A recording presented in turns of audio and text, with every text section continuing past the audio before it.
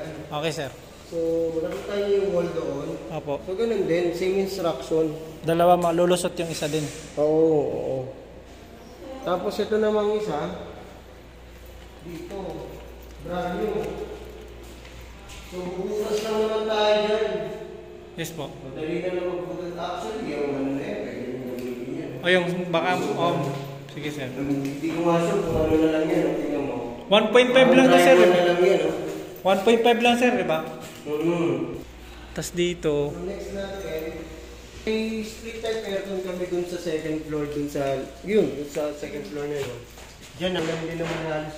Drywall ba to? Yes, sir. Ito? O yan, ito bubutas. Hindi naman natin yung aircon sa kabilang unit. So, magbubutas tayo. Oo. So kung gusto niyo makita yung likod, So sir, doon tayo sa lagayan. Dito man tayo sir sa lagayan nito outdoor nito kasi split type. nakikita mo naman eh.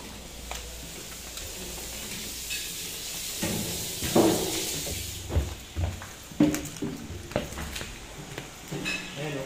Okay. Malamang yung outdoor nandito. Okay sir. Rapitin. Tapos ayun yung isa. Dyan yung outdoor. Dyan o. Sa may butasan. So actually, may access tayo dun sa kabila. Sa may rep. May rep. Dito. Outdoor? Halos back to back lang talaga. Okay. Lagay mo nga lang sa taas, syempre. Ayoko yung nandito siya. Pag nandito siya, laki niya ng harap. Ay, iba pala, may bracket na ako. Iayos yun na lang. May bracket na pala. Dito yung outdoor ng dalawang malaki.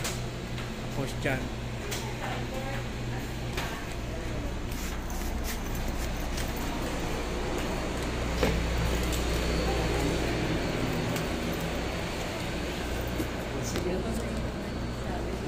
Sige.